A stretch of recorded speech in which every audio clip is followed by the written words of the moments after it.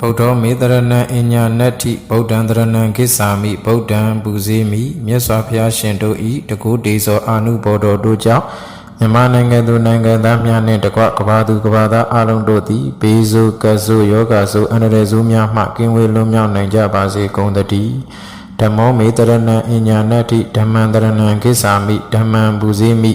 မြတ်စွာဘုရားရှင်တို့ဟောကြားတော်မူအပ်သောတရားဒေသနာတော်မြတ်တို့၏တကုတေဇောအာနုဘောတော်တို့ကြောင့်မြန်မာနိုင်ငံသူနိုင်ငံသားများနှင့်တကွကဘာသူကဘာသားအလုံးတို့သည်ဘေးဆိုးကပ်ဆိုးယောဂဆိုးအန္တရာယ်ဆိုးများမှကင်းဝေးလွတ်မြောက်နိုင်ကြပါစေကုန်သတည်း